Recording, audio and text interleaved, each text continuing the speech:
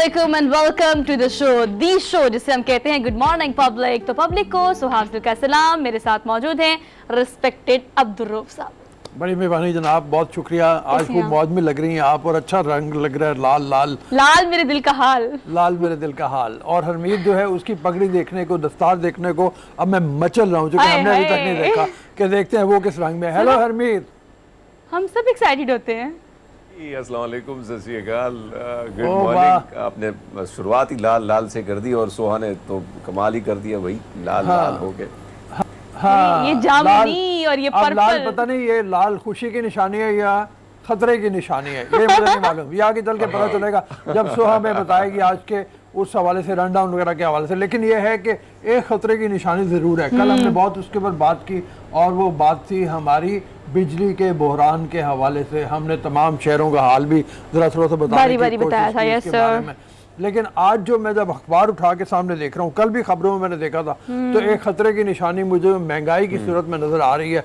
और वो महंगाई की सूरत में अगरचे हुकूमत पूरी कोशिश कर रही है, कल पेट्रोलियम की प्राइसेस नहीं बढ़ाई गई, उसके नतीजे में यह है कि वो जो एक एक्सपेक्टेड था कि 30 रुपए और पेट्रोल की प्राइस बढ़ जाएगी, उसके नतीजे में लोग जो है वो फिर हर चीज़ की कीमत बढ़ाएंगे। लेकिन खुर्दनी ऑयल, ये जो वेजिटेबल ऑयल जिसको बोलते हैं, ये यूटिलिटी स्टोर के ऊपर मेरे पास आ रहा है, घी तेल 213 रुपए तक महंगा हो गया और 605 रुपए ऑयल की प्राइस हो गई है फी लीटर। तौबा तौबा और तौबा। सर ये जो आप कह रहे हैं ना, ये तूफान से पहले की जो खामोशी है कि 30 रुपए नहीं बढ़ा तो कोई मसला नहीं, इन्होंने पहले भी 2-3 माह ऐसे किया कि कुछ नहीं किया, उसके बाद डिसीजन लिए तो एक के बाद एक के बाद एक के बाद एक आते गए हैं। तो 30 रुपए नहीं बढ़ेंगे, लेकिन 20 रुपए बढ़ने की तो ये चांसेस जो है वो हमें नजर आ रहे हैं। लेकिन ये 6 दिन का अल्टीमेटम, रऊफ साहब, एक बहुत बड़ा मसला जिसके बारे में हम हमेशा डिस्कशन हमारी रहती है, लोड शेडिंग जो है वो इंतहा की हो चुकी है। और इसके बारे में बात करना इसलिए ज़रूरी है कि जो बच्चे, जो आजकल तो खैर अब छुट्टियां भी होने जा रही है, लेकिन जो लोग ऑफिस की तरफ जा रहे हैं, जो लोग सुबह सुबह काम की ओर जाते हैं, तो पूरी रात जो है बिजली यहाँ पे अब गायब होती है और आपको 6-6, 7-7 घंटे जो है इस्लामाबाद और रावलपिंडी के शहरों में, मुख्तलिफ इलाकों में, मुख्तलिफ सेक्टर में बिजली बिल्कुल गायब है। जी, कल भी हमने इसके ऊपर बात की थी, आज भी बिल्कुल। ये मैं गरीदा फारूकी जो मशहूर एंकर हैं, उनकी एक ट्वीट देख रहा था जिसमें उन्होंने, हालांकि वो हुकूमत की बहुत सपोर्टर है, इस वक्त जो नून लीग है उसकी सपोर्टर है, इस हुकूमत की बहुत सपोर्टर है। तो उन्होंने कहा हुआ था कि इमरान खान से मेरा लाख के इख्तलाफ सही, लेकिन उनके दौर में किस तरीके से बिजली लोड शेडिंग नहीं हो रही थी, वही प्लांट्स जो बंद पड़े हैं वो चल रहे थे, अब क्या हो गया, ये सवाल उन्होंने किया हुआ था। खैर, मैं वापस आ रहा हूँ महंगाई की तरफ कि हर चीज़ की, प्रोडक्ट की कीमत बढ़ी हुई है। मैंने जैसे पहले भी कुछ दिन पहले कहा था कि बाज़ार जब मैं ख़रीदारी के लिए गया हूँ तो जो डिटर्जेंट मशीन का लिक्विड पाउडर वाला, लिक्विड वाला वो मुझे मिल रहा था 1200 रुपए का, वो 1600 रुपए का हुआ बस। सर परफ्यूम महंगे हो गए हैं सर। मैं कल परफ्यूम लेने के लिए गई तो परफ्यूम की कीमत डायरेक्टली जो 17,000 का था सर, वो 25,000 का हो गया। जो छोटे से डिओड्रेंट की बात करती हूँ, 400 वाला सर 600-700 का हो गया। हाँ, 400 वाला 600-700 का डिओड्रेंट। अब डिओड्रेंट के बगैर आम आदमी को ये बताना भी जरूरी है कि डिओड्रेंट क्यों जरूरी है आपके लिए। जाहिर है, जब आपको पसीना आता है, आपके जिस्म से पसीना आता है, तो जरूरी है कि आप डिओड्रेंट अपने बॉडी के ऊपर इस्तेमाल करें। उससे आपकी एक तो पसीना कम आएगा आपकी अंडर आर्म्स में, और दूसरे आप बू से महफूज रहेंगे। ये बड़ा जरूरी है हाइजीन के लिए, पर्सनल हाइजीन के लिए। 1 जून भी आज समर वेकेशन शुरू होने वाली हैं और गर्मी शदीद होएगी। आज 1 जून है, मतलब हम बचपन में बड़ा इंतजार करते थे, उस वक्त अंदाजा नहीं था ना कि जून जुलाई का मकसद है शदीद गर्मी। उस वक्त ये पता था बस समर वेकेशन होनी है, हमने एंजॉय करना है, हमने नानों की तरफ जाना है। लेकिन आज चूंकि 1 जून का हमारा शो है तो हमें ये पता है कि भी आगे बहुत शदीद गर्मी आने वाली है। सर महंगाई के बाद अब चलते हैं अपनी हम टॉप स्टोरीज की तरफ। सर टॉप स्टोरी में कल हमने जो प्रोग्राम पर डिस्कस किया, सबसे पहली खबर ये थी कि हमारे पास जहर खाने के भी पैसे नहीं है, हमारी मौजूदा हुकूमत ये कहती है। लेकिन इलेक्शंस कराने की जब बात की जाती है, चाहे वो अपोजिशन करे चाहे वो गवर्नमेंट करे, क्या इस वक्त हमारे पास इतना बजट मौजूद है कि हम अरबों रुपए का ये इलेक्शन कराने के इस वक्त कंडीशन में है या नहीं? इस पर हम टॉप स्टोरी में आज सबसे पहले बात करेंगे। क्या तखमीना लगाया गया, क्या समरी भेजी गई है, इस पर हम बात करेंगे। इसके अलावा सर अगली खबर जो है वो है कि आजकल बड़ा फैशन समझा जाता है इसको, लेकिन अब कराची की जो आवाम है वो इतनी बेबस हो गई है कि चोरों का मुकाबला, डकैतों का मुकाबला करने के लिए खुद अपने पास असलहा रखती है।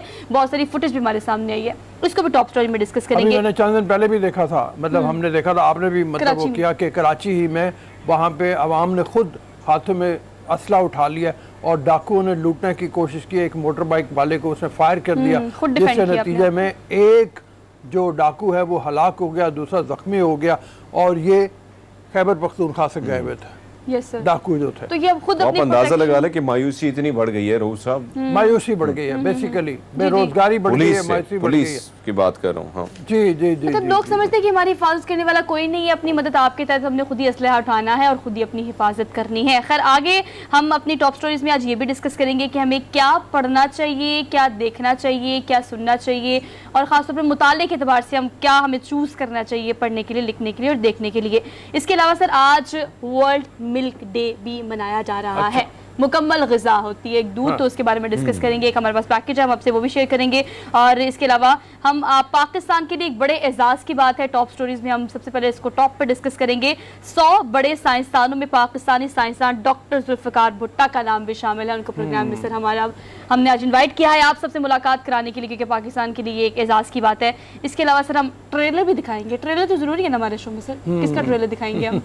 सर को बड़े पसंद है Jurassic Park? Trailer. Yes, Jurassic World हर मूवी के बारे में पता वैसे होता है सर सर की को। अगर मैं बात करूं तो बहुत सारी फिल्मों में वैसे सर ने देखी बहुत है और महारत भी है, बहुत ज़्यादा स्टडी भी बहुत ज़्यादा है और काफ़ी जानकारी सर रखते हैं, और मुझे बड़ा मज़ा आता है सब जब मुख्तलिफ फिल्मों के हवाले से और मुख्तलिफ बड़े कैरेक्टर के शौकीन हवाले से बात है। करते हैं। हमने प्लान भी किया, आप अगर आप आज आएंगे तो आज बिल्कुल चलेंगे। आमिर खाकवानी के साथ जो हमारा सेगमेंट है, जो फिल्मों के शौकीन है देखने के, जो किताबें पढ़ने के शौकीन है, 11 बजे हम वो आपको दिखाएंगे। वो हमारा ज़रूर देखिएगा सेगमेंट। उसमें हम बहुत सी किताबों का जिक्र करेंगे, बहुत सी फिल्मों का जिक्र करेंगे जो अब छुट्टियां आने वाली हैं। जैसे सोहा ने भी थोड़ी देर पहले कहा 1 जून है, अगले 8-10 दिन में Summer छुट्टियां आ जाएंगी। vacations। छुट्टियां में बहुत तवील आपके पास वक्त होगा ऐसा कि जिसमें आप दोनों काम कर सकते हैं। अच्छी फिल्में देखें, अच्छी किताबें पढ़ें, अपने मुताले को बढ़ाएं और लाइक फाइक हो जाए। लाइक फाइक डेली डोज की तरफ चले। डेली डोज की तरफ चलते हैं, लेकिन सर डेली डोज सिर्फ आज यहाँ से नहीं जाएंगे, आज हम यहाँ डेली डोज की तरफ। हाँ। तो आपने वो गाना सुना, आज मैं ऊपर आसमान नीचे, अच्छा आज अच्छा। आज मैं आगे जहाज है पीछे। हमारी खबर जो है ना वो ये कि अच्छा पूरे 100 साल भी नहीं है, 103 साल ये खातून है हरमीत, जिसने जहाज से छलांग लगा दी और रिकॉर्ड कायम कर दिया। हमारे से यहाँ पे छलांग- तो सर जहाज 60 से- साल खातून रिक्शे में चढ़ते वक्त कोई ना कोई निकल जाते हैं ना, बाजू शाजू और मसले बड़े हड्डियों के होते हैं। ये देखिए जरा सर 103 साल खातून है विद $100 स्माइल, जहाज से छलांग लगा के रिकॉर्ड कायम कर दिया सर। स्वीडन से इनका ताल्लुक है। Yes। और ये देखो आप विजुअली भी आप देख रहे हो। हमारे यहाँ तो वैसे 85 और 70 में घोड़े फारिग हो जाते हैं, और ये देखें ना मतलब आप देखें 103 की उम्र में जहाज से छलांग लगाना, वही कमाल है। सर अच्छी ये बड़ा जबरदस्त खबर है। इसमें और इंस्ट्रक्टर इनका जो है उसने इनका साथ दिया और उसने इनको ट्रेनिंग करवाई। किम जोहानसन उनका नाम है, जो इंस्ट्रक्टर था। स्टॉकहोम के करीब इन्होंने 240 किलोमीटर के फासले पे ये इन्होंने जाके ये एजाज अपने नाम किया और बड़ा ज़बरदस्त और सर ये है। आप ये करतब- देखो सीढ़ी चल भी नहीं पा रही, चलने के लिए भी उनको सहारे की ज़रूरत है, लेकिन उन्होंने जो काम किया है वो लोगों के लिए एक मशअल हिम्मत राह और भी है, हौसले का हिम्मत काम और लेकिन हौसले सर की मुझे बात लगता है। है ये ना जवानी में कोई एडवेंचरस होंगी, ऐसे नहीं सर, ये बिल्कुल। बुढ़ापे में इतना जज्बा ऐसे नहीं आ जाता। मतलब बिल्कुल, आप जवानी में आपने ऐसे काम किए होंगे हरमीत, मतलब आप इतने कोहे बेमा होते हैं कुछ मतलब लोग अपने वक्त की पूरी खिलाड़ी थी आप ये कहना चाह रही हैं। यस ये कहना चाह रही हाँ, हूँ। हाँ, हाँ। अच्छा जी लेकिन अभी सर- मैं और हरमीत जो है कम से कम हमें कहा जाए पैरा ग्लाइडिंग के लिए सोचेंगे या आप एक बार। पैराशूट से जंप के लिए, तो मेरे ख्याल में मैं तो हाथ जोड़ लूंगा रहू साहब। अच्छा। मुझे तो Seriously, वैसे हरमीत? ऊंचाई से बहुत डर लगता है। एक तो हकीकत हरमीत में। हरमीत कमाल है। हरमीत कह रहा है मैं हाथ जोड़ लूंगा, हाथ फैला के कह रहा है मैं हाथ जोड़ लूंगा। मतलब सर वो अभी से डर गए हैं, वो अभी से डर गए, उन्होंने अभी से हाथ खोल लिए कि मैं ऐसे अगर मैं कुछ हो गया तो ऐसे उड़ूंगा। क्योंकि जब हाथ फैलाया तो मैंने कहा शायद कह रहे हैं मैं तो चल पड़ूंगा मुझे भी ये लगा था। पैराशूट से, लेकिन हरमीत हाँ, तो लेकिन हाथ उसके बाद सीधा मैंने हाथ जोड़ दिए रहू साहब के हाथ फैलाना बड़ा मुश्किल है, हाथ जोड़ लेता हूँ पाजी माफी दे दो। अच्छा अच्छा। लेकिन चले इस उम्र में भाई इन्होंने तो छलांग लगाने का एक करतब जो है स्टॉकहोम से 240 किलोमीटर के फासले पर मोटाला में किया गया है, और ये उस इलाके की मेरे ख्याल से सर वो खातून है जिसने अपने इलाके में ज़्यादा नाम कमाया है, और इलाके के लोग भी ये कहते हैं कि yes she is used to for these things, मतलब वो हमेशा इस उम्र में बड़ी एक्टिव रहती हैं, मुख्तलिफ इवेंट्स में पार्टिसिपेट करती हैं, और हमेशा हमने अपने अप सर्कल में इनको ऐसी एक्टिविटीज़ करते हुए देखा है। तभी उन्होंने सोचा होगा कि मैं 103 साल की उम्र में निकट मैसेज जो है वो आम आदमी के लिए यही है कि कभी भी हिम्मत ना हारो, कितनी भी उम्र हो जाए आप कभी भी कोई काम कर सकते हैं। मैं जवान। नासा जावेद इकबाल की खास तौर पर यह मिसाल देना चाहता हूँ। अल्लामा इकबाल की बहू है, She's very active। Chief justice रही हुई हैं, जज रही हुई हैं, और 81 बरस उनकी उम्र है और अब वो पीएचडी कर रही हैं। क्या बात है, आजकल पीएचडी कर रही हैं। ये मुझे नहीं पता था। देखो ना, ये भी हैरत की बात है। ये जंप लगाना तो इसमें अक्ल का थोड़ा इस्तेमाल है तो सही, लेकिन कम है। और पीएचडी करने के लिए जितनी मेहनत, जितना पढ़ना, जितना मुतालिया, जितना लिखना आपको जरूरी है, वो अब कर रही हैं। जितना टाइम देना पड़ता है, बिल्कुल। जितना टाइम देना पड़ता है। और इसके अलावा आप ये देखो, वो टीवी पे भी होती हैं, मुज़ाकरात में भी जाती हैं, लेक्चर्स भी देती हैं, सारे काम करती हैं इस उम्र में। सर तो इन इस शॉर्ट उम्र ये कि आपके शौक का, आपके मुताले का और आपकी ज़िंदगी में कभी भी कुछ भी किसी भी वक्त शुरू करने के लिए कोई उम्र नहीं होती, उम्र का कोई जोर नहीं होता। आप कभी भी कुछ भी करना चाहे तो आप थोड़ा कर बहुत सकते हौसला हैं। होना चाहिए, थोड़ा बहुत जज्बा होना चाहिए। अच्छा जी, आगे बढ़ते हैं। आगे अगली खबर जो है सर वो भी पाकिस्तान के लिए एक एजाज की बात है। पाकिस्तानी ई गेमर है अरसलान, जिन्होंने ये एजाज हासिल किया है। सर कॉम्बो ब्रेकर के नाम से जो है ना वो वीडियो गेम्स का एक मुकाबला अमेरिका में हुआ, उन्होंने अपने नाम कर लिया। टेकन 7 मुकाबले का नाम, और उसमें अरसलान ने कॉम्बो ब्रेकर के अंदर वो उन्होंने सोशल मीडिया के ऊपर भी उन्होंने लिखा, उन्होंने कहा कि मैंने ये मुकाबला जीत लिया और ये मुकाबला हमारे पाकिस्तानी गेमर में से काफ़ी आगे आए हुए हैं। सर बच्चे बहुत गेम खेलते हैं, आगे तो आए हुए और हैं। वैसे भी अरसलान, आपको याद होगा, रूसम हमारे शो में भी इनवाइटेड थे और इससे जी। पहले भी वो मुख्तलिफ गेम्स जो हैं वो जीत चुके हैं, पाकिस्तान के नाम बहुत से टाइटल कर चुके हैं। हाँ बिल्कुल बिल्कुल, एक दफ़ा हमने उन्हें सर दावत क्या दी थी। करें फिर? अब वो दोबारा भी उनको हम दावत देंगे उनसे। सर, ऐसे कैसे? अगर आजकल के बच्चे जब गेम्स खेल रहे होते हैं, खासतौर पर हरमीत छोटे बच्चे, अक्सर औकात अम्मा अब्बा उनको डांट रहे होते हैं कि इतनी गेम्स मत खेला करो, हर वक्त स्क्रीन टाइम पे मत बैठे रहा करो, स्क्रीन टाइम कम करो अपना। लेकिन ये वही बच्चे हैं जिन्होंने इतना गेम खेला है। मतलब gaming, video gaming specifically is a brain storming process. आप आप दिमाग इस्तेमाल करते हो बहुत ज़्यादा, तो it's good for children as well. Sir time होना चाहिए ना, मतलब हर चीज़ के लिए एक वक्त होना Excess of everything is चाहिए। bad. आप ये करें ज़रूर, लेकिन मतलब अपने साथ मुताले के लिए भी टाइम रखें, अपने स्कूल की स्टडीज़ के लिए भी सारी टाइम activities करें। रखें। बाद में आके आप मतलब इसको इन्वेंट करने वाले बने, गेमें बनाने वाले बने। मैं आपको ये बताता चलूँ कि मेरा बेटा गया हुआ था पिछले दिनों इंग्लैंड, तो उसने जाके वहाँ पर मुझे आके बताया कि इंग्लैंड में जो पढ़ाई के दौरान में वो ये होता है, तो मैथमेटिक्स और गेमिंग ये टॉप के सब्जेक्ट्स वहाँ पे भी पहुँचे हुए हैं। तो आप अगर ये करना चाहते हैं, और बेशुमार लोग पैसा कमाते हैं इसमें, तो आप ये करें, करना चाहिए, गेमिंग पढ़ें। बच्चों को सपोर्ट करना चाहिए। मैथमेटिक्स लेकिन ज़रूरी है, सबसे पहले हाँ, मैथमेटिक्स। इसके हवाले से आपको याद होगा फवाद चौधरी साहब ने बहुत सारी जब वो वजीर साइंस थे तो बहुत सारी चीज़ें उन्होंने की थी कि हम गेम के हवाले से और सब्जेक्ट भी कोशिश करेंगे और पढ़ाने के साथ साथ मुख्तलिफ जो है, क्योंकि एक बहुत बड़ी इंडस्ट्री है ये, अलग सी इंडस्ट्री, और इससे बहुत सारा इनकम जो है वो जनरेट हो सकता है। जी बिल्कुल। तो हमें आगे जी। सपोर्ट करना चाहिए। आगे सर, आजकल के चार्जर जो है ना सर, वो मोबाइल चार्ज नहीं करते, इंसानों को चार्ज करते हैं। अच्छा, मतलब अगर आपके मोबाइल की बैटरी लो हो रही हो तो व्हाट यू फील लाइक, हम लोग क्या फील करते हैं? हरमीत, आप क्या फील करते हैं आपके मोबाइल की बैटरी लो हो रही परेशान हो जाते हैं। है? बहुत बहुत मन डाउन हो जाता है। जाते हैं भाई, अब मैं क्या तो करें, बड़ी पहले तो बैटरी, हाँ सर मैं तो जाहिर बात इतना है, मोबाइल चार्जर के साथ घुमाती अटैचमेंट इतनी ज्यादा हूँ, हो इतना गई। चार्जर घुमाती हूँ कि इस दफा जो चार्जर मैंने लिया और जो मुझे मिला है ना, उसको मैंने बहुत संभाल के रखना है। दिल के करीब है मेरे सर। वो अच्छा लकड़ी से बना ये चार्जर है जिसको इन्वेंट कर दिया है, और सर लकड़ी से बना चार्जर है और वायरलेस चार्जर है सर। लकड़ी से बना है एक, तो ऊपर से वायरलेस है, तो ये बड़ी कमाल है अच्छी भाई, ये इन्वेंशन है ये भी एक। मतलब हम हमेशा बात करते हैं, ये देखें आप, ये किस तरह से लकड़ी के साथ वो चिपक जाता है, फ़ोन के साथ उसके अंदर लगे हुए चिपकने वाले ऐसे मटेरियल, और जो चिपक के वो चार्ज करता रहता है। सर ये फ़ोन स्टैंड भी हो सकता है, हैव यू फील दैट? लेकिन वो देखिए उसकी लुक्स ऐसी है कि वो स्टैंड भी आपने उसके ऊपर रख दिया फोन, वो चार्ज भी हो रहा है और आप साथ साथ कोई मूवी शूवी भी देख सकते हैं, कोई गेम शेम भी देख सकते हैं, साथ ही ना एक स्टैंड का काम भी ये दे रहा है। लेकिन कहा जाता है कि जब आप चार्ज करो तो आपको फ़ोन यूज़ नहीं करना चाहिए, ना आपको फ़ोन करनी चाहिए और ना आपको कोई कॉल करनी चाहिए और ना ही कुछ इस्तेमाल करना चाहिए। बहरहाल अच्छी खबर है, अच्छे लोगों के लिए, आप लें, ख़रीदें और इस्तेमाल करें। हमने एक छोटी सी ब्रेक ली, वापस आते हैं एक छोटी सी ब्रेक के बाद। Keep watching good morning public.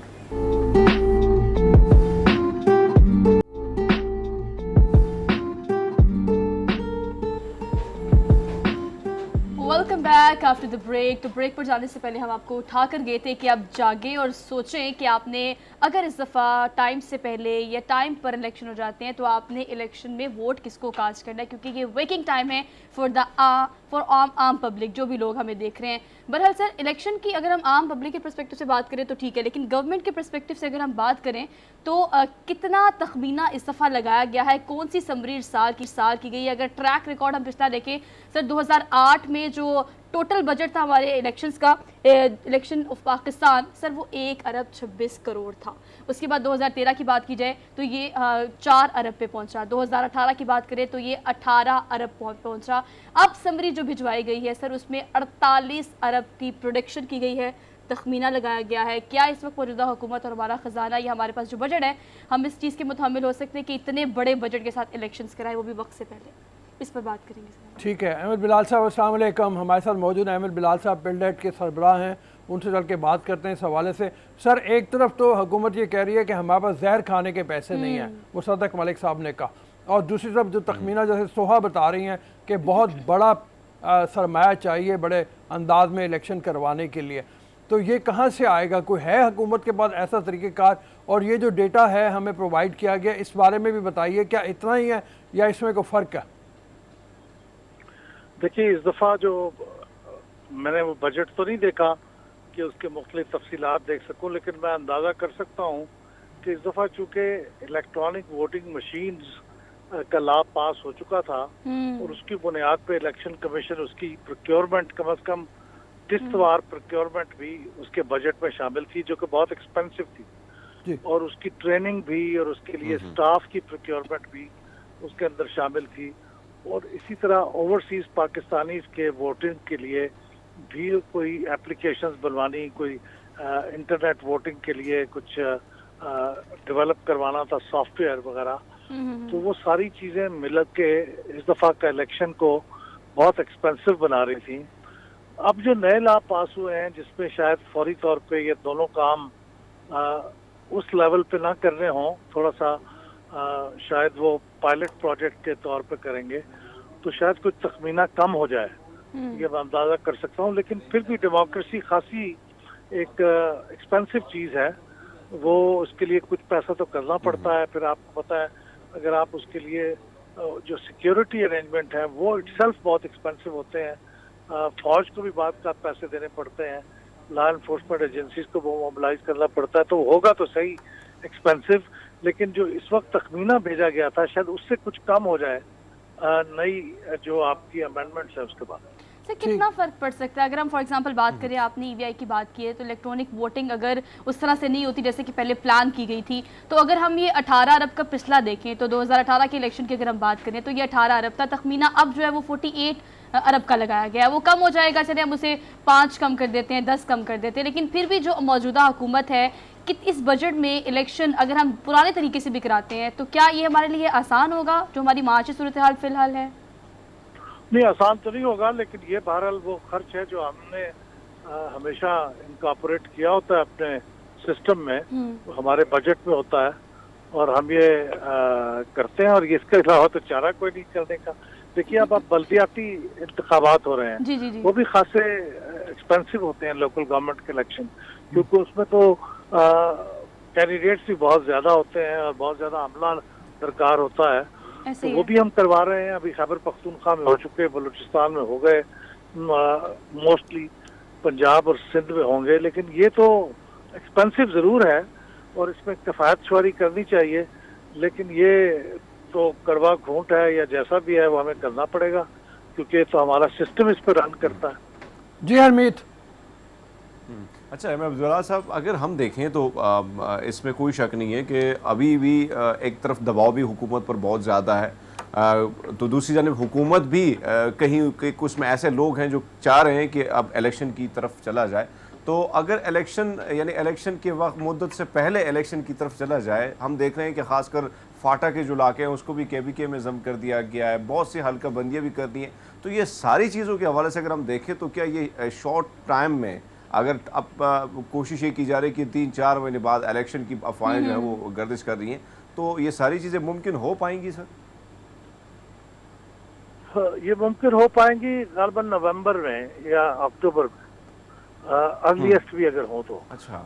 लेकिन उसमें भी शर्त यह है कि आपने जो फैसला कर रखा है कि नई मरदमशुमारी कराएंगे, पॉपुलेशन सेंसस, जो कि पिछली हुकूमत के दौर में ही अप्रैल 2021 में जो काउंसिल ऑफ कॉमन इंटरेस्ट की मीटिंग हुई थी, उसके अंदर ये फैसला हुआ था कि अगले इलेक्शन से पहले हम नई मरदमशुमारी कराएंगे, क्योंकि उस पे कराची की जो पॉलिटिकल फोर्सेस थी, एमकेएम मसलन और फिर पीपल्स पार्टी, इन दोनों को बहुत एतराज़ था कि पिछली सेंसस कोई सही नहीं हुई, तो इसलिए ये फैसला हुआ था। तो अब वो सेंसस अगर आप करवाते हैं तो फिर तो ये अगस्त सितंबर 2023 से पहले इलेक्शन नहीं हो सकते। लेकिन अगर आप सेंसस नहीं करवाते अच्छा। और सिर्फ साबका सेंसस की बुनियाद पे करवाते हैं तो फिर भी आपको अक्टूबर नवंबर 2022 से पहले नहीं हो पाएंगे, क्योंकि अभी हल्का बंदियां हो रही हैं, आधा काम हो गया, आधा बाकी है। यानी अगस्त में हल्का बंदियां हो जाएंगी मुकम्मल, और उसके बाद फिर 3 महीने और चाहिए होंगे, सितंबर, अक्टूबर, नवंबर। तो that will take us to November 2022। So ये सूरत हाल है प्रैक्टिकलिटी की। हाँ बिल्कुल, आपने जैसे कहा, मतलब यह है कि वक्त तो उतना चाहिए होगा। अब उस सूरत में भी अगर सेंसस करवाते हैं तो उसके लिए भी बेपनाह खतीर रकम चाहिए होगी, मतलब वो भी ज़्यादा सस्ता काम नहीं है। तो सारी सूरत हाल मतलब इसके ऊपर आती है कि मुल्क की इकॉनमी, उसके लिए पता नहीं पैसे रखे जाएंगे, बजट में नहीं रखे जाएंगे, ये आने वाला बजट ही बताएगा। इस हवाले से बताइए, मतलब पैसा तो उसके ऊपर भी बहुत ज़्यादा लगेगा।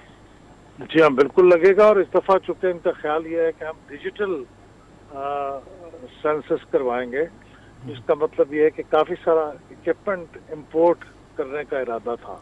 जी तो मुझे पता तो नहीं तखमीना कितना होगा, हो सकता है वो उतना ही हो जितना कि आम सेंसस से होता है, लेकिन उससे कम तो नहीं होगा, क्योंकि उसके लिए कोई ट्रेनिंग वगैरह भी इन्वॉल्व होगी।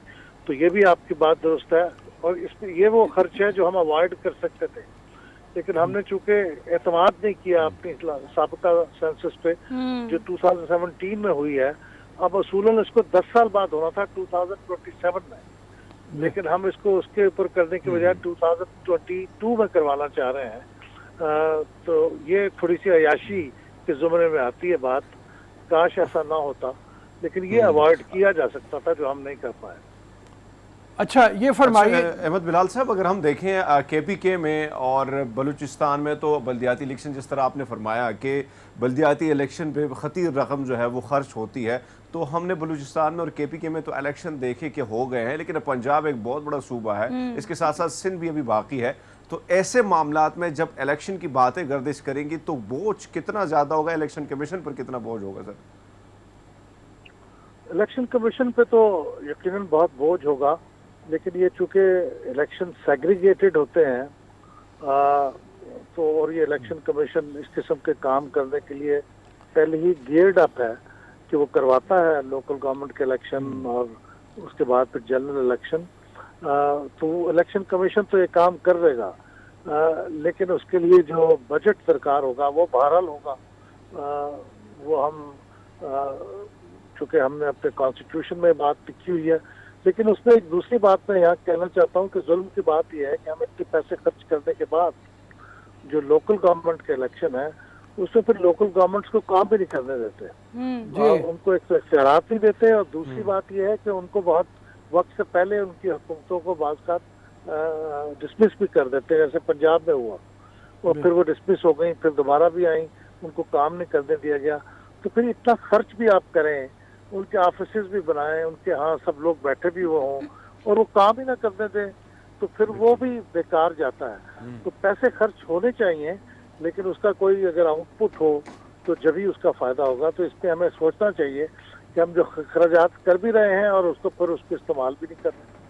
अच्छा, इलेक्ट्रॉनिक वोटिंग मशीन के हवाले से फरमाइएगा। मतलब ये तो हुकूमत ने कह दिया, इस हुकूमत ने उस बिल के ख़िलाफ़ उन्होंने मंजूरी दे दी कि अब इलेक्ट्रॉनिक वोटिंग मशीन इस्तेमाल नहीं होंगी।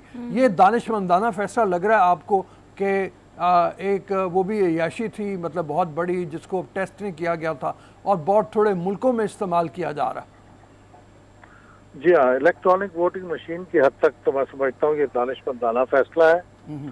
उसको टोटली उन्होंने ख़त्म नहीं किया, और यही कहा इलेक्शन कमीशन को कि आप इसके ऊपर आप जो पूरी ऑर्गेनाइज तरीके के साथ एक पायलट स्टडी या प्रोजेक्ट करें और उसकी फाइंडिंग्स पे शेयर करें, जिसकी रोशनी में हम एक प्लान बनाएंगे कि फिर कैसे इंट्रोड्यूस करना है मरहलावार। तो ये टोटली इसको उन्होंने बंद नहीं किया दरवाज़ा, लेकिन ये ठीक है कि इसको होना ऐसे ही चाहिए, ग्रेजुअली, जैसे जैसे हम कॉन्फिडेंस गेन करें फिर इसे यूज़ करते जाएं। और अखराजात भी सारे एकदम ना हो। तो ये तो मैं समझता हूँ दानिशमंदाना फैसला है, क्योंकि वो उससे कोई फायदा भी नहीं होने वाला था, नुकसान का अंदेशा था, क्योंकि लोगों को उसके ऊपर ट्रस्ट नहीं था काफी सारी पार्टियों को। तो उसका क्या फायदा, कितने पैसे भी खर्च करें और फिर वो ट्रस्ट भी ना हो। बड़ी मेहरबानी sir, thank you very much. Lal Sahab हमारे साथ मौजूद थे, काफ़ी तफसील से बात हो गई हमारी इस हवाले से भी कि इलेक्ट्रॉनिक वोटिंग मशीन इस्तेमाल होनी चाहिए या नहीं होनी चाहिए। ये पहले भी हम कमर दिलशाद साहब से भी बात हमने की, मुख्तलिफ लोगों से हमारी बात होती रही है पिछले प्रोग्राम्स में, और बात यही रही है कि दानिशमंदाना तरीका यही है कि इसको पायलट की बेसिस के ऊपर, पायलट प्रोजेक्ट की बेसिस के ऊपर शुरू किया जाए, कुछ इलाकों में इसको देखा जाए, फिर आहिस्ता आहिस्ता मरहलावार, जैसे इंडिया ने 20 साल से भी ज़्यादा टाइम लगा दिया इलेक्ट्रॉनिक वोटिंग ग्रेजुअली, मतलब और टेस्ट ट्रांसमिशन भी उतनी ही ज़्यादा ज़रूरी है ताकि हम इस नतीजे पे पहुंच सके कि हमारी आवाम भी, पॉलिटिकल पार्टीज भी इसे एक्सेप्ट कर सकें। हमने एक छोटी सी ब्रेक लेनी है, ब्रेक के बाद हम आएंगे वापस। आप देखते रहिएगा हमारा प्रोग्राम गुड मॉर्निंग पब्लिक।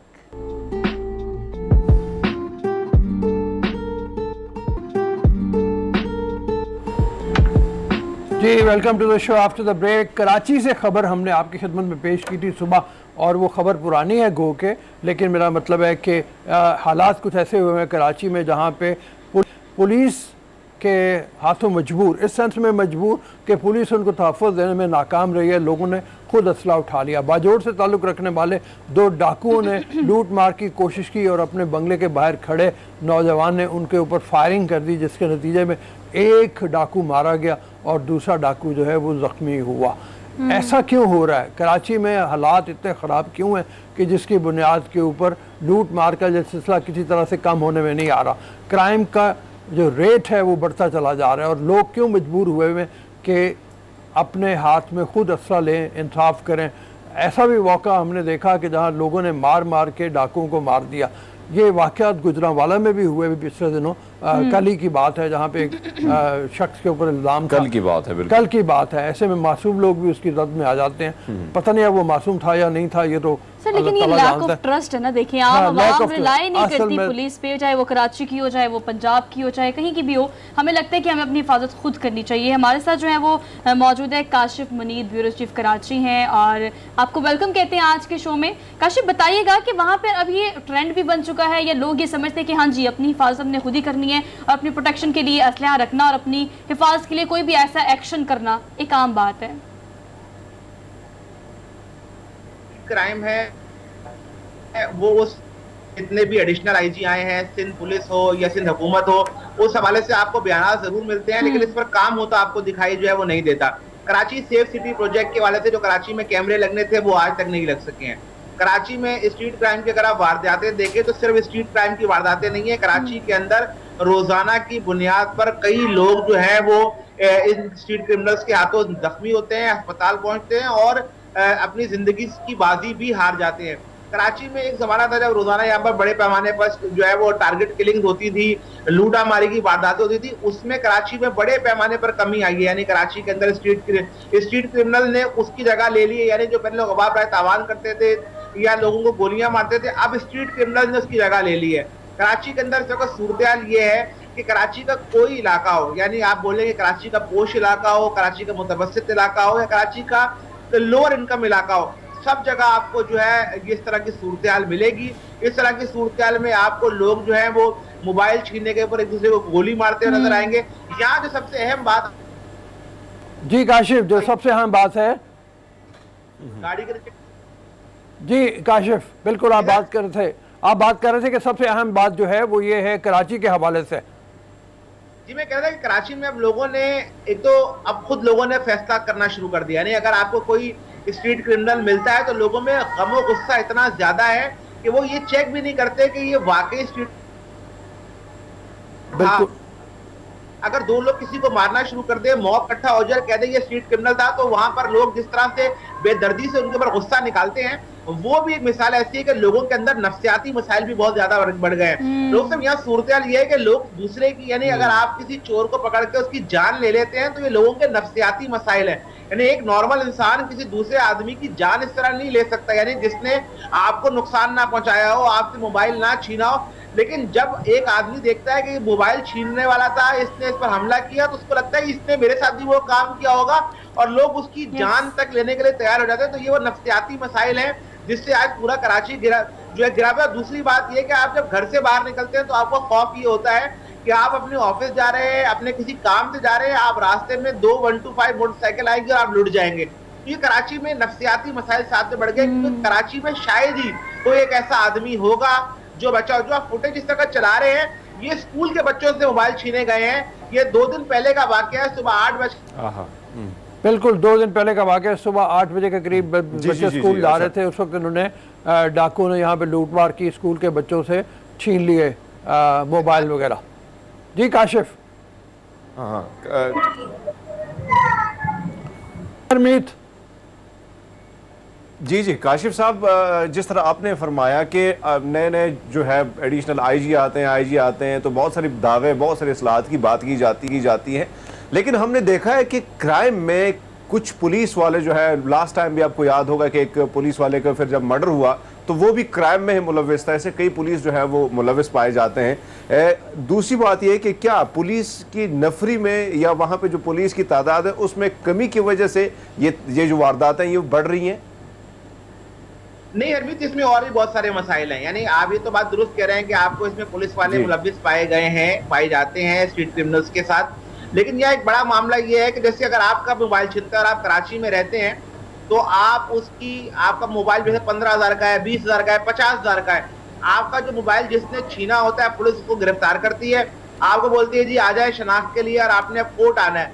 तो कराची के लोग जो है वो अदालत जाने को तैयार नहीं है। स्ट्रीट क्रिमिनल्स पकड़े जाते, आप पुलिस की नाकामी पर बात जरूर करें, लेकिन बहुत सारे स्ट्रीट क्रिमिनल्स पकड़े भी गए हैं। लेकिन प्रॉब्लम यह है कि वो जल्दी उन्होंने पकड़े जाने के साथ उन्होंने वकील पहले से किए हुए, यानी आप इनके जो ग्रोह है उसका अंदाजा इस बात से लगाएं कि इन्होंने वकील पहले से किए हुए हैं, और आप जैसे मुझ जैसे लोग फॉलो अप करने थाने नहीं जाते। जब थाने नहीं जाएंगे तो वो छूट जाएंगे, जब वो छूट जाएंगे तो साथ में दोबारा ये काम करेंगे।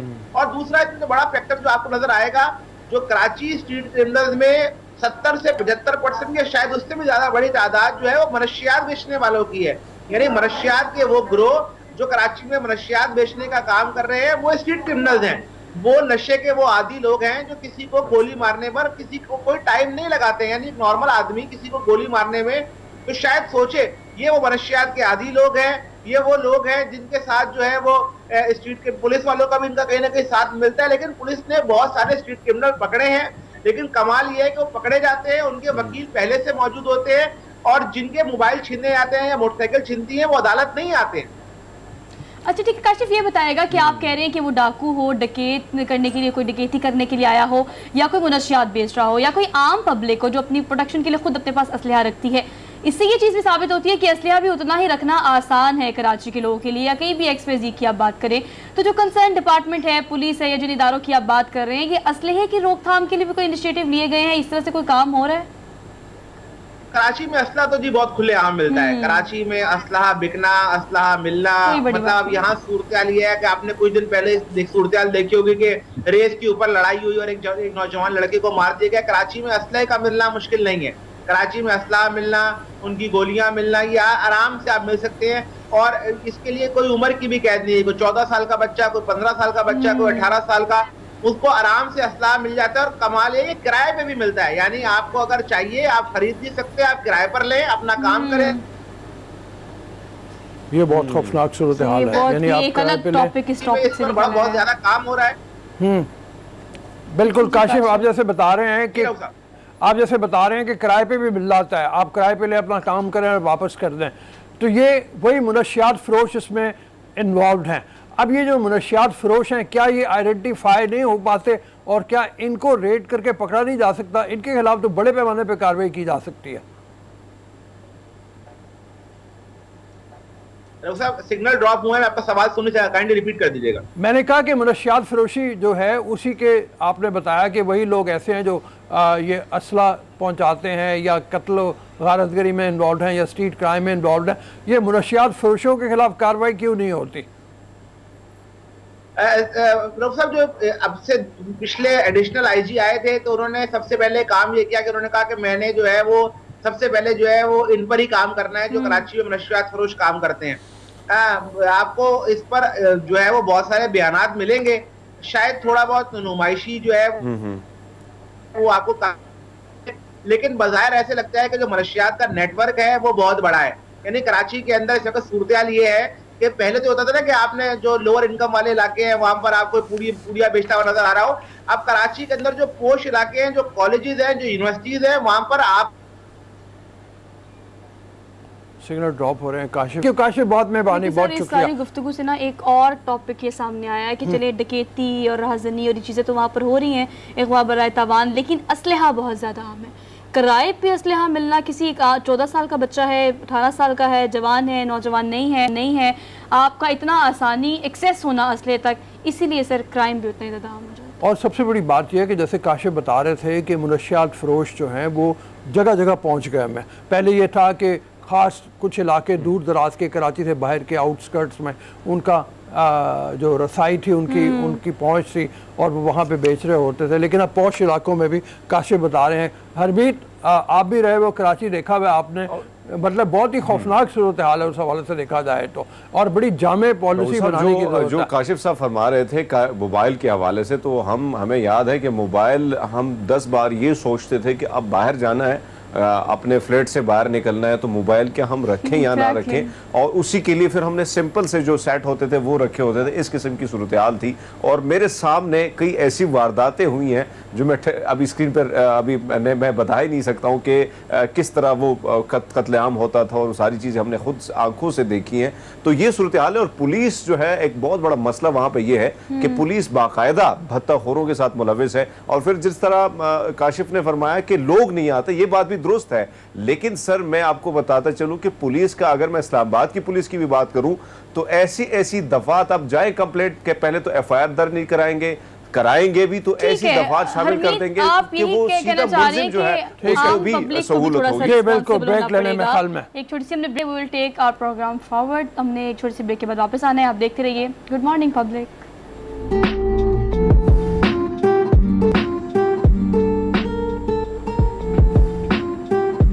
जी, welcome to the show after the break. अगर आपको ये पता चले कि कल से आपकी छुट्टियों का आगाज़ हो रहा है, वैसे तो चंद दिनों में हो ही रहा है, तो आप क्या करेंगे, अपने लिए क्या मसरूफियत ढूंढेंगे? हम जैसा कोई आदमी होगा, किताब पढ़ने की कोशिश करूंगी कोई, और भी आपसे पूछ कि मैं क्या पढूं और उसके अलावा क्या देखूं।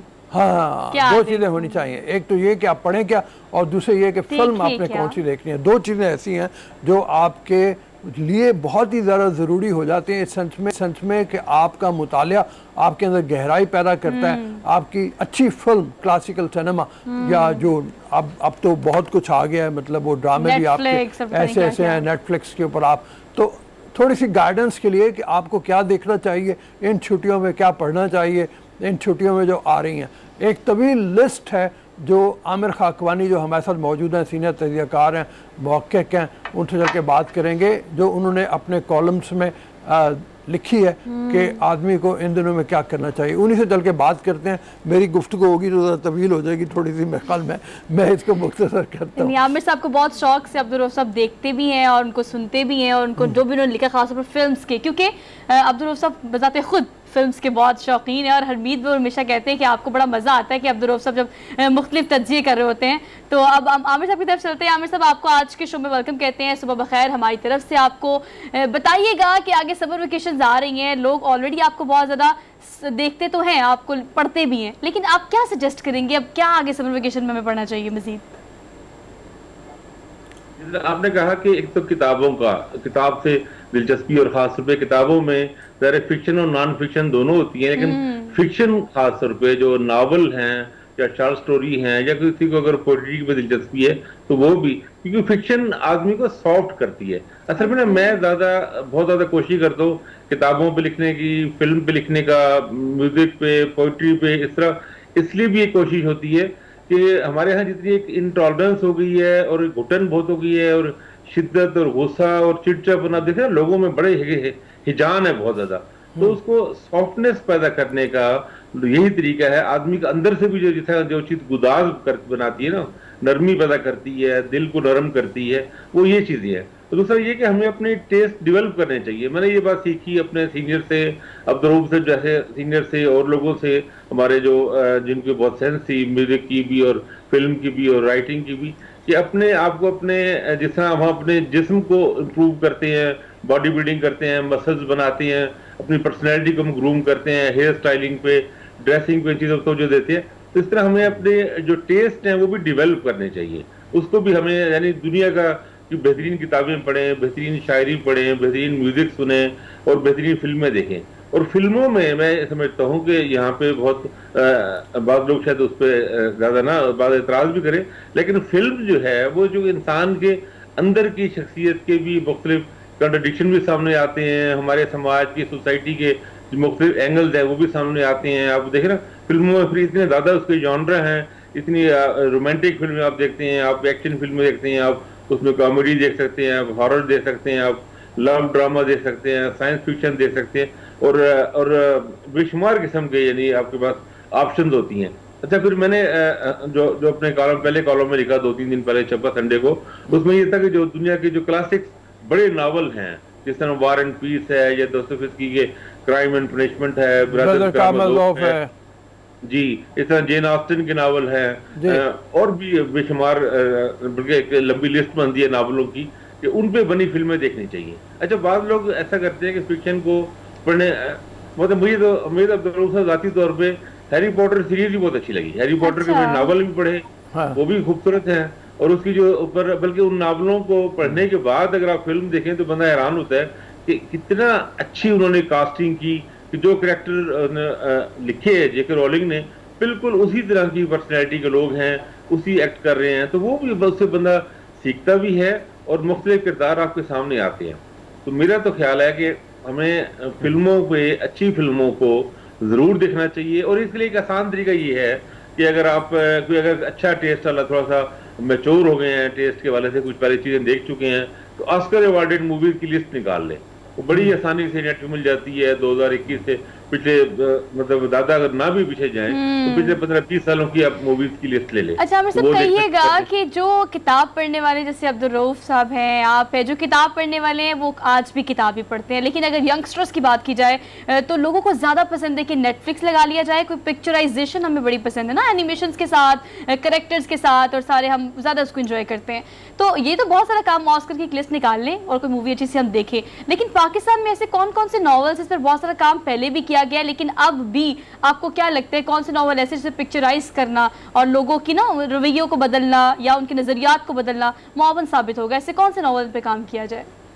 देखिए, पाकिस्तान में तो लग रहे हो, पाकिस्तान में तो मेरा ख्याल है नावलों पे जिस तरह आप जब ज़रूर से ज़्यादा बता सकते हैं कि यहाँ की जो हमारी जो लोकल फिल्म इंडस्ट्री का हाल है वो क्या है उसमें। लेकिन हमें ये हो गया है कि अब जैसे आपने नेटफ्लिक्स का नाम लिया, यूट्यूब पर भी बहुत कुछ है, कई ऐप्स ऐसी हैं, टेलीग्राम में बहुत से चैनल्स हैं, वो ग्रुप हैं जहाँ पे बेशुमार फिल्में, सैकड़ों फिल्में बड़ी होती हैं। अब ये हो गया है कि जो नए वसाइल आपके पास और थोड़े से पैसों के साथ ही सिर्फ चंद सौ रुपए से आपको ये जो वेब स्ट्रीमिंग के प्राइम वीडियो है, नेटफ्लिक्स है और दूसरे हैं, उनके आपको मिल जाते हैं, उनके लाइसेंस मिल जाते हैं, उनके कनेक्शन मिल जाते हैं, आप देख सकते हैं। और यूट्यूब पे तो ज़ाहिर फ्री ही है। अच्छा, और इस तरह कई ऐप्स हैं, बहुत सारी कई ऐप्स हैं, मैं उनका नाम नहीं लेना चाहता, लेकिन ऐप्स हैं जहाँ पे बहुत सारी फिल्में बड़ी होती है। अब ये कि दूर दराज के छोटे शहरों में रहने वाले लोग भी, इवन गाँव कस्बे में रहने वाले लोग भी, अगर आपके पास नेट है, और नेट अब हर जगह पहुंच चुका है, तकरीबन हर जगह नेट पहुंच चुका है, तो आप बहुत सारी चीजें देख सकते हैं। और लिस्टें भी, मतलब ये मुश्किल काम नहीं है कि भी आप किसी भी गूगल पे आप सिर्फ 5 मिनट लगेंगे आपको, आप टॉप 20, टॉप 30, टॉप 25 किसी भी जॉनरा की भी बेस्ट एक्शन मूवीज निकाल लें, बेस्ट ड्रामा मूवीज निकाल लें, रोमांटिक निकाल लें उसमें, और किसी भी किस्म की अच्छा जो सीरीजें हैं बहुत सारी वो भी निकाली जा सकती है। क्लासिक्स पे नावलों में बनी हुई सिर्फ आप सर्च करेंगे तो वो बहुत सारी निकलेगी।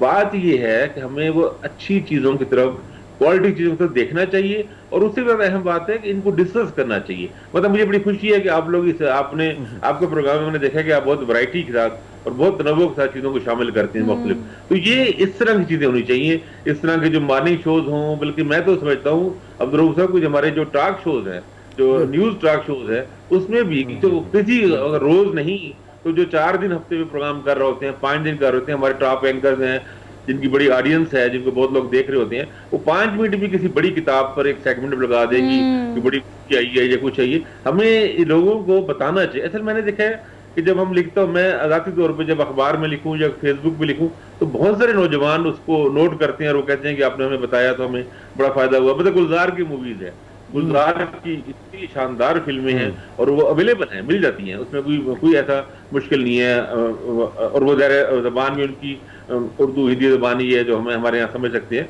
तो इंडिया में भी बहुत अच्छी फिल्में बनी हुई है, पाकिस्तान की अपनी भी पुरानी फिल्मों में, क्लासिक मूवीज में, 70 की फिल्मों दयाई में बहुत अच्छी बनी हुई फिल्में मिल जाती है। जैसे मैंने कहा ना, टेलीग्राम एक मशहूर ऐप है, उस पर बहुत से लोगों ने चैनल्स बनाए हैं जहाँ पे बेशुमार फिल्में पड़ी फ्री में, वो सैकड़ों फिल्में और एचडी रिजल्ट में पड़ी होती है।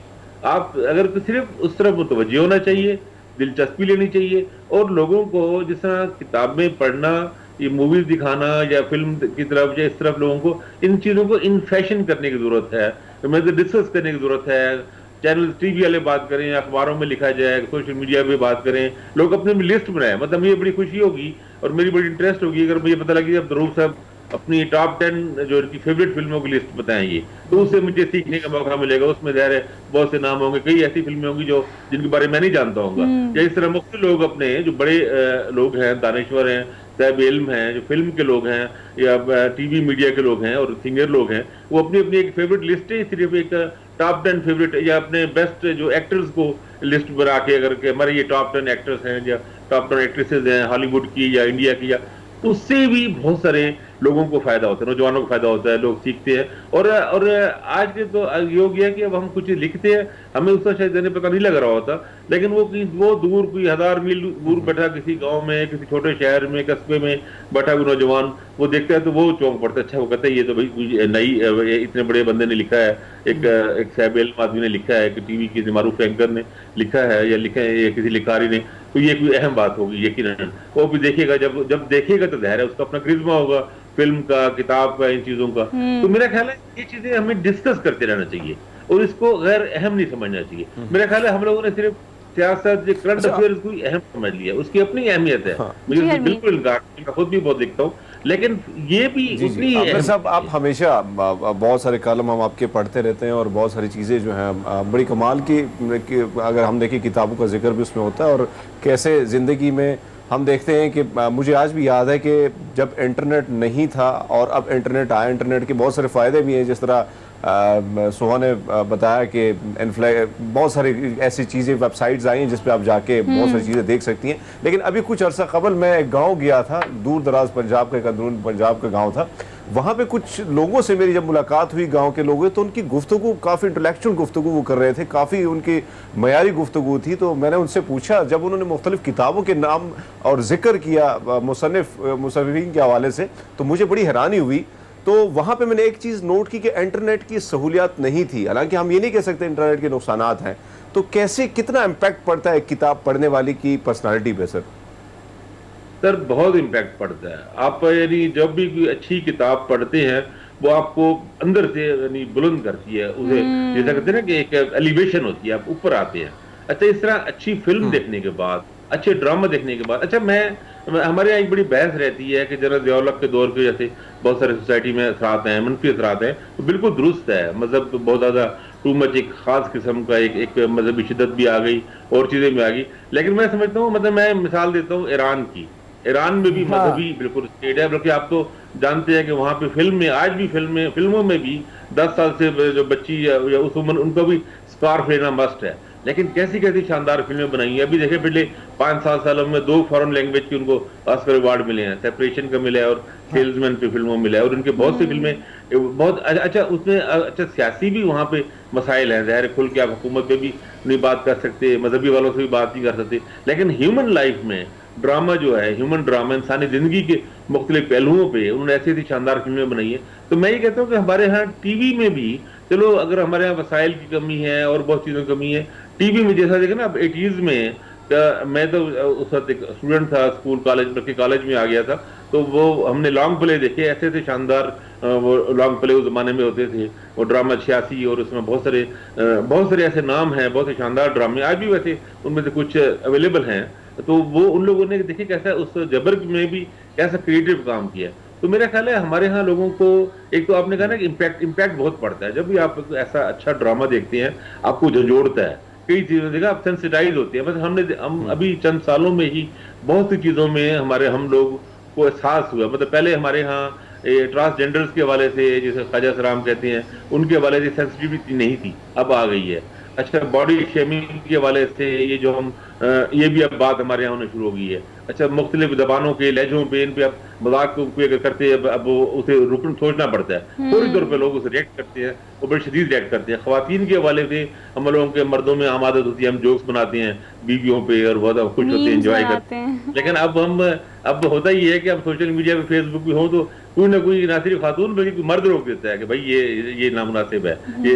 तो हम चीजों में ना हम सेंसिटिविटी हमारी बड़ी है और उसमें बहुत सारा लिटरेचर का और इन चीजों को भी किरदार है। बहुत सी फिल्मों ने बड़ा किरदार अदा किया है इन चीजों के हवाले से। अच्छा, और ये अभी मैंने देखा कि इंडिया में कई फिल्में उन्होंने दलित या जो हम कहते हैं कि जो हैव नॉट्स हैं, जो बिल्कुल एक लो कास्ट के लोग हैं, उन पे जबर के हवाले से वो फिल्में देखने के बाद बंदे खुद एहसास होता है कि भाई अपने घर के मुलाजमों में या मेड्स होती है या इस तरह होती है, इनके साथ में इनको बराबरी का सलूक करना चाहिए। मैं इनके साथ ये चीजें, एक तो हमारे इस्लाम की मजहबी और इखलाकी तालीमात तो होती है, लेकिन हम उसको जब किसी इस तरह के पावरफुल मीडियम के जरिए ले आते हैं सामने तो वो ज्यादा असर होता है, बच्चों पे असर बहुत ज्यादा होता है। अच्छा, ऑप्टिमिस्ट हमें होना चाहिए, लेकिन हम थोड़े से पेसिमिस्ट भी हो जाते हैं। हमने बात कर ली हमें क्या देखना चाहिए, क्या नहीं देखना चाहिए, इस पर भी थोड़ी सी बात कर लेते हैं, क्योंकि हमारा बिल्कुल माइंड बनता है, नजरिया बनता है, पॉइंट ऑफ व्यू बिल्ड होता है। बाज़ वक़्त क्राइम शोज के बारे में ये कहा जाता है, जैसे बहुत सारे ऐसे हमारे पास नाम है इंडिया के भी और पाकिस्तान के भी जो कि देखे जाते हैं, लेकिन उसके बारे में लोग ये भी कहते हैं कि जहाँ पर आपको ये पता लगता है कि जुर्म हो रहा है, वहाँ आपको ये पता लगता है कि जुर्म कैसे हो रहा है। ऐसी बहुत सारी मूवीज भी हैं, बहुत सारे नॉवेल्स भी हैं। सो ऐसी कौन सी चीजें जो कि नहीं बच्चों को देखनी चाहिए और नहीं हमें पढ़ना चाहिए? आपने बड़ा अहम बात की है, मतलब कई बड़े पॉपुलर हुए हैं, बहुत पॉपुलर हुए हैं, सेक्रेड गेम्स वगैरह या मिर्जापुर ये जो लगे हैं प्राइम वीडियो पे या नेटफ्लिक्स पे, बहुत ही पॉपुलर शो हुए हैं। अच्छा, वो क्राइम के साथ और वो उनमें एक थ्रिल भी है, थोड़ा सा उनमें जरा कहने ग्लैमर सा भी आ जाता है, तो पॉपुलर तो बहुत हुए हैं। और वो उसमें अच्छा उसमें पीछे भी एक थीम होता है कि एक रियलिटी है और वो रियलिस्टिक वर्ल्ड दिखा रहे होते हैं और वो जोबड़पट्टी के लोग हैं या कुछ सब लोगों की। लेकिन उससे ना मुझे जो खतरनाक बात ये लगी है कि गाली कल्चर में अच्छा जो बैरियर होता है ना हमारे यहाँ, मतलब एक वो बैरियर टूट जाते हैं। टीवी में बैरियर होता है, हम बहुत सारी बातें हम गालियां यानी हम तसव्वुर भी कर सकते थे वो बोली जाती हैं या कही जा सकती हैं, और वो उसमें इतने ज्यादा होते हैं, तो वो एक उसका एक नेगेटिव बिल्कुल है। और खासतौर पर जब टीनेजर्स देखते हैं तो अब आप देखेंगे, अगर आप फील कर रहे होंगे, हमारे जो टीनेजर्स हैं उनमें भी उसी तरह के वो लबो लहजा भी आता जा रहा है और वो उसी तरह की वो जो खास बम्बई की जुबान की जो गालियां सी हैं वो भी आना चाहिए। वो ज़ाहिर उसकी एक नेगेटिविटी है उसमें भी, असल में उसमें। लेकिन फिर वही बात है कि आपको अपने बच्चों को, नई नस्ल को सेल्फ सेंसर की तरबियत देनी पड़ेगी। सेल्फ सेंसर ये अब हम रोक नहीं सकते, अब वो जमाना नहीं है कि आप लॉक कर दें कि जनाब अपने डीवीडी लिया या कुछ लिया उसमें अब लॉक कर दिया है, केबल है तो अपने बाद चैनल लॉक कर दिया, वो मुमकिन नहीं है। मोबाइल है, मोबाइल से रोकना मुमकिन नहीं है, क्योंकि अब खासतौर पर कोरोना के बाद तो बहुत सारी एजुकेशन मोबाइल पे चली गई है, ऑनलाइन हो रही है चीजें। तो जब उनके मोबाइल है तो उनके पास चीजें आ जाएंगी। वो उसके बाद ये भी जरूरी नहीं कि पैसे हों, फ्री ऐप्स हैं जहाँ से बहुत चीजें देख रहे हैं। तो वो मेरा ख्याल है को अच्छी चीजें, क्वालिटी चीजें दिखाएं, अच्छा टेस्ट बनाएं, ताकि उनको बैड टेस्ट वाली चीजों पे खुद नहीं जाएंगे। उनको तरबियत की जरूरत है। जी आमिर, मैंने कहा वक्त का फ़ायदा उठाएं, ज़रा थोड़ा सा अपनी कोई टॉप 10 किताबें और फिल्में आप ज़रा जिक्र करो ना, याद में अगर आती हैं इस वक्त तो, जो लोगों को देखनी चाहिए या पढ़नी चाहिए इन छुट्टियों में। अब्दुल रऊफ क्लासिक्स का भी बहुत बड़ा हामी हूँ, लेकिन मेरी जो अगर टॉप लिस्टें बनेगी तो उसमें गॉडफादर सबसे पहले आता है। गॉडफादर की वो जो तीनों उसके जो हैं, गॉडफादर 1, 2, 3, वो मुझे बहुत पसंद है। अच्छा, मैंने जाती तौर पे पहले मैंने एक्टर्स को फॉलो किया और फिर मुझे थोड़ा सा डायरेक्टर्स का भी समझ आई। अब मतलब मुझे बहुत लेट पता लगा, लेकिन डैनियल डे ल्यूज को और जो डेंजल वाशिंगटन है इनकी फिल्मों को, मतलब डैनियल डे ल्यूज को 3 वो मुझे पता लगा कि पूरी अमेरिकन हिस्ट्री में यानी फिल्म हिस्ट्री का पहला आदमी जिसे 3 ऑस्कर अवार्ड जीते हैं। तो वेयर देयर इज ब्लड उसकी मशहूर फिल्म है, in the name of father बहुत मशहूर फिल्म है, गैंग्स ऑफ न्यूयॉर्क है, फिर फैंटम उनकी एक आखिरी फिल्म आई वो मशहूर फिल्म है। इस तरह जो डेंजल वाशिंगटन है आप जानते हो, उनको उसे 2 ऑस्कर अवार्ड उसके मिले हैं। उसकी भी लिंकन में उन्होंने अपना अच्छा और शानदार काम किया। फिर मैं अल पचीनो का बड़ा फैन हूँ, खासतौर पर सेंट ऑफ वुमेन में जो उसकी वो आखिरी स्पीच है, वो कर्नल आर्मी के वो जो ब्लाइंड उसमें कर्नल होता है, मैंने तो वो दर्जनों बार वो सुनी है, वो ये तो बहुत अच्छी लगती है। अल पचीनो का डेविल्स एडवोकेट मुझे गॉडफादर में तो खैर अल पचीनो ने काम किया ही है। इस तरह एंथोनी हॉपकिंस का साइलेंस ऑफ द लैम्ब ऐसी शानदार फिल्म है, मतलब एक साइको थ्रिलर है लेकिन एक्टिंग के हवाले से मतलब गैर मामूली, और वो नावल भी बहुत जबरदस्त नावल है एंथोनी हॉपकिंस का, तो वो मैं तो उनका भी, और वो इस तरह जो जैक निकोलसन, मैं तो उसका भी फैन हूँ। और बहुत सारी, वैसे टॉम हैंक्स की बहुत अच्छी, अभी देखिए फॉरेस्ट गंप का भी तस्करा, फॉरेस्ट गंप आप जानते हैं मशहूर ऑस्कर अवार्ड मूवी है, अभी ये लाल सिंह चड्ढा आमिर खान उसको रीमेक करके, ऑफिशियल रीमेक करके बना रहे हैं। तो टॉम हैंक्स की फिल्में बहुत अच्छी फिल्में, मतलब काफी कास्ट अवे भी गालिबन उसको अवार्ड मिला है, वो सर्वाइवल फिल्म जो है। और मैं तो उसको भी वैसे सच्ची बात है, मुझे तो वो भी अच्छा लगा, मुझे रसल क्रो भी अच्छा लगता है। मुझे असल में अपने इंटरेस्ट होता है, मुझे एपिक फिल्में अच्छी लगती है, जो तारीख रज़मिया फिल्में जो होती हैं, ब्रेव हार्ट टाइप और ट्राई और इस तरह, और ये जो मैंने नाम लिया उसका, उसकी भी ज़रा बहुत ही वो खास है ब्रेव हार्ट में जो ग्लैडिएटर्स की बात आप कह रहे हैं साथ में, जैसे ग्लैडिएटर्स थी रसल क्रो ग्लैडिएटर, हाँ रसल क्रो की ब्यूटीफुल माइंड, आपने अगर वो देखी, ब्यूटीफुल माइंड, बिल्कुल रसल क्रो की वो भी बड़ी शानदार फिल्म। तो हाँ। वो बहुत अच्छी मतलब लिस्ट बन जाती है। अगर डी कैप्रियो की और लियोनार्डो डी कैप्रियो की देखें, उसकी भी काफी सारी फिल्में मुझे अच्छी लगी हैं। और मेरा तो ख्याल है कि एक लंबी लिस्ट बनती है, जिसको भी आप देखिए। ब्रैड पिट की फिल्में, अभी मैंने उस कॉलम में जिक्र भी किया, एक curious case of Benjamin button, वो बड़ी डिफरेंट सी फिल्म थी, एक अच्छी, मुझे तो मजेदार लगी वो। और वो भी अभी जो in the name of Hollywood, मैं तो इसका टोरेंटिनो का भी फैन रहा हूँ। पल्प फिक्शन उसकी बड़ी देर एक्सपीरियंस, जो एक्सपेरिमेंटेशन की है ना उन्होंने, वो बड़ी डिफरेंट की है। फिर ये जो इनग्लोरियस बास्टर्ड, उसकी जिसमें अवार्ड मिला वॉल्स को, वो क्रिस वॉल्स की 2 फिल्में मैंने देखी, और दोनों में मैं सोच रहा था तो बंदे को अवार्ड मिलना चाहिए, जेंगो अनचेन्ड और दूसरी ये इनग्लोरियस बास्टर्ड। और मैं बाद में मैंने तो वो गूगल करके देखा तो पता लगा उसको दोनों में से ऑस्कर अवार्ड मिला है। अच्छा, वो जर्मन एक्टर है, जर्मन अमेरिकन एक्टर है क्रिस वॉल्स, तो वो भी और ये दोनों उसकी फिल्में हैं, टोरेंटिनो की फिल्में हैं। तो आयरिशमैन, इसकी जो मार्टिन अब उनका मुझे सही प्रोसा नहीं आता उसका, स्कॉर्सेस क्या, तो जिसमें उनकी टैक्सी ड्राइवर से लेकर उनकी एक पूरी लंबी सीरीज है, शटर आइलैंड, वो भी एक डिफरेंट सी फिल्म है। अभी आयरिशमैन आई थी अभी 2 साल पहले। ठीक है सर, एक लंबी लिस्ट आपने हम तीनों को दे दी है। हरमीत जो है वो भी तैयार करके बैठे हुए अपनी लिस्ट लिख रहे थे साथ साथ। मेरी अपनी लिस्ट है एक बहुत लंबी चौड़ी। ये फायदा है आमिर साहब क्या, हाँ सर लिस्टें अपनी हर कोई बना लेगा। सिर्फ बात ये है कि आप चंद मिनट निकाल के गूगल करें, इस तरफ आए।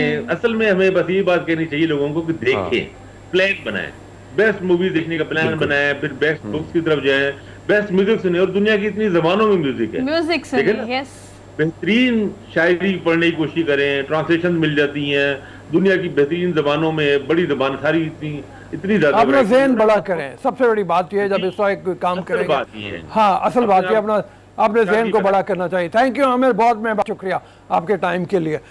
बहुत लंबी चौड़ी बात हो गई, लंबी चौड़ी लिस्ट है, और भी लिस्ट हम बनाएंगे कभी इंशाल्लाह ताला बैठ के। मैं भी अपनी पसंद की किताबों की और मतलब फिल्मों की लिस्ट शेयर करूंगा इन छुट्टियों में लोगों के साथ। एक सेगमेंट है सर, हम कोई गेस्ट नहीं बुलाएंगे, बल्कि अपनी प्रोडक्शन टीम से कह रहे थे कोई गेस्ट नहीं बुलाएंगे, अब्दुल रऊफ साहब को बिठाएंगे साथ और पूरी एक लिस्ट लेंगे उनसे कौन कौन सी मूवी आपकी फेवरेट है और आप हमें क्या सजेस्ट करते हैं, पब्लिक को क्या सजेस्ट करते हैं। और एक तो पब्लिक का सिनेमा है जहाँ पे लोगों को खाने पीने की चीज़ें भी मिल रही हैं, वो हल्का फुल्का नशा भी कर रहे होते हैं, जो यहाँ पे नहीं होता। मतलब वहाँ पे मतलब ज़्यादा है, इससे बहुत ज़्यादा। अच्छा, ठीक है। और पूरी पब्लिक जो है वो इतना शोर मचाती है, जिसकी को हाथ नहीं। जब इस तरह की फिल्म आती है, आपको चीखों की आवाज़ें आ रही हैं, शोर आ रहा है। और एक वो सिनेमा है जहाँ पे आप हल्का सा बोलने की कोशिश भी करें तो अगला आपको कहता है अच्छा, pin drop silence, pin drop silence. चले हम देखेंगे मूवी, आप भी जरूर देखिएगा। हमने एक छोटी सी ब्रेक लेनी है, हम वापस आते हैं। Keep watching, good morning public.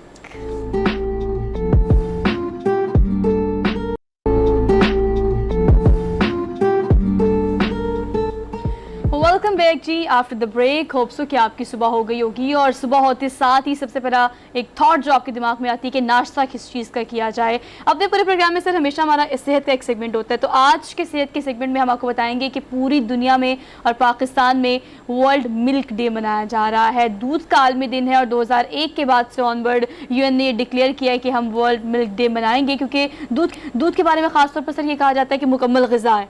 Diet करने वाले लोग बच्चे हैं या कुछ भी है तो उन्हें कहा जाता है कि अगर आपने डाइट करनी है और अगर आप अच्छी सेहत चाहते हैं तो दूध का इस्तेमाल जो है ना वो यकीनी बनाया जाए, बच्चों के लिए भी और सर बड़ों के लिए भी। लेकिन मुश्किल होता है बच्चों को दूध पिलाने से, बहुत मुश्किल है, साफ दूध हासिल करना उससे भी दिन ज़्यादा ब दिन हम मुश्किल है। देख रहे हैं। हाँ, और लोग इस कन्फ्यूजन में रहते हैं कि खुला दूध लें, पैक दूध लें, किसको process। इस्तेमाल करें प्रॉपर। देहातों में तो, छोटे इलाकों में तो, हरमीद का जैसे इलाका है वहाँ तो आपको खालिस। उम्मीद है कि मिल जाता होगा, लेकिन आपकी बच्चों के लिए, आपकी हड्डियों के लिए किस कदर ज़रूरी है ये आपको इसका जितने भी आप डॉक्टर्स हैं, न्यूट्रिशनिस्ट हैं, वो आपको यही बताएंगे। खैर, हम चलते हैं अगली तरफ। डॉक्टर जुल्फ़िकार भुट्टो साहब पाकिस्तानी साइंसदान हैं, 100 बड़े इन्फ्लुएंशियल साइंसदानों में इनका शुमार किया गया है। वो हमारे साथ मौजूद हैं, टोरंटो में इस वक्त मौजूद हैं। डॉक्टर साहब अस्सलाम वालेकुम। वालेकुम अस्सलाम। सर, एक तो सबसे बड़ी मुबारकबाद आपको कि 100 बड़े साइंसदान जो है उसमें आपका नाम आया, बड़ा एजाज़ है पाकिस्तानी साइंसदान किसी के लिए। सवाल आपसे ये है कि जिस तरह का आपका नाम है, इस तरह के लोग पाकिस्तान में, क्या वजह है कि हम कम उनकी तरबियत कर पा रहे हैं? हमारे मैदान में हम पीछे रह गए? क्या इंस्टीट्यूशनल स्ट्रक्चर की कमी है जिसकी बुनियाद के ऊपर ज़्यादा साइंसदान हमारे आगे नहीं आ रहे, ज़्यादा इन्वेंशंस हमारे नहीं हो रही जितनी बड़ी इन्वेंशंस इंडिया की होती हैं, हम अगर हमसाया मुल्क में अपने देखें तो? पहली बात तो ये है कि आई थिंक पाकिस्तान में बहुत काबिल लोग हैं, बहुत काबिल साइंसदान भी हैं। ये मुनसर है कि आप किस शोबे में और किस तरह से देखते हैं। अगर आप मुवाजना करना चाहें पाकिस्तान का और हिंदुस्तान की साइंस का, तो इसमें गुज़श्ता 10-15 साल में काफ़ी तब्दीली आई है। और इस वक्त अगर आप आदाद शुमार देखें तो साइंस इंडस्ट्रीज, जिसमें कि पर कैपिटा या आप समझ लें पॉपुलेशन के तनासब से साइंटिफिक प्रोडक्टिविटी देखी जाए, तो पाकिस्तान ने किसी लिहाज से हिंदुस्तान के पीछे नहीं है और काफ़ी इसमें तरक्की पेशरफ्त हुई है। अब रह गई बात कि जिस तरह का काम मेरी टीम करती है या जिस चीज़ की पजीराई हुई है इस वक्त, वो पब्लिक हेल्थ रिसर्च या आप कह लें कि अवामुन्नास और ख़ास तौर पे दूर दराज इलाकों में जो काम होता है औरतों और बच्चों का, उसमें फिर वाकई पाकिस्तान में पब्लिक हेल्थ रिसर्च कम है। ज़्यादातर साइंसदान जो हैं या डॉक्टर्स वो अस्पतालों में काम करते हैं, देही इलाकों में काम कम होता है। मुझे पाकिस्तान वापस आए हुए 37 साल हो गए हैं। पहले 10-15 साल मैंने भी इसी तरह अस्पतालों में ही काम किया था ज़्यादातर, और तहकीक भी मेरी अस्पतालों तक ही महदूद थी। फिर जब ये ख्याल आया हमें और देखा हमने आदाद शुमार के साथ के मसाइल वैसे के वैसे ही हैं देही इलाकों में, तो उस वक्त फिर हमें अपना थोड़ा सा रुख बदलना पड़ा साइंस का। तो इसमें इंशाल्लाह इसमें भी मेरा ख्याल में तरक्की की उम्मीद है और कोशिश हम कर रहे हैं। ख़ास तौर पे मेरी अपनी टीम तो सैकड़ों लोगों पे मुनसर है, और उनकी वो लोग जो हैं वो तमाम पाकिस्तान के सूबों में काम करते हैं, और उनमें से ही कई लोग इंशाल्लाह आगे जाके मुझसे बड़े साइंसदान बनेंगे। जी हरमीत। अच्छा डॉक्टर साहब, जिस तरह आपने एक बहुत बड़ा, बल्कि पाकिस्तान के लिए आपकी जो खिदमात हैं बेतहाशा हैं, लेकिन बहुत बड़ा नाम भी आपको जाने जाते हैं आप और माना जाता है आपको, लेकिन हम देखते हैं कि बहुत सारे ऐसे साइंटिस्ट जिनके साथ मेरी मुलाकातें हुई हैं और मैंने उनको कभी वो मैं नाम नहीं लूँगा, लेकिन कभी वो आपकी तरह कनाडा में रहते थे, कुछ ऐसे जो हैं बहुत बड़ी ऑफर्स उनको होती थी मुख्तलिफ ममालिक से, लेकिन वो नहीं गए। लेकिन उनसे जब हम बात करते हैं तो बहुत सारी चीज़ों के हवाले से हुकूमत से उनके बहुत बड़े गिले शिकवे होते हैं, बहुत सारी सहूलियात जो हैं महरूमी की बात वो करते हैं। तो ऐसे में आपको लगता है कि कमियां किन किन शोबों में कमियां, उनको कैसे पूरा किया जाए और हुकूमत को कितना साथ देना चाहिए इस वक्त हमारे जितने भी साइंटिस्ट हैं उनका? पहली बात तो यह है हरमीत के यकीनी तौर पे पाकिस्तान में जो साइंस और रिसर्च पे हुकूमत को वसाइल देने चाहिए वो काफ़ी नहीं। जिन ममालिक ने तरक्की की है, ख़ास तौर पे एशिया में अगर आप देखें, साउथ ईस्ट एशिया में, तो पाकिस्तान में जितनी हम इन्वेस्टमेंट कर रहे हैं साइंस और तहकीक पे, और वो उसका एक फ्रैक्शन भी नहीं है। मगर ये कि पहले की निस्बत बहुत है। मैं आपको बताऊं, जब मैं बार बार अर्ज कर रहा हूं कि ये लैंडस्केप किस तरह चेंज हुआ है। आज से 37 साल पहले जब मैं वापस आया था, तो उस वक्त हमारे पास कोई ऐसी साइंस फंडिंग की पॉसिबिलिटी नहीं थी।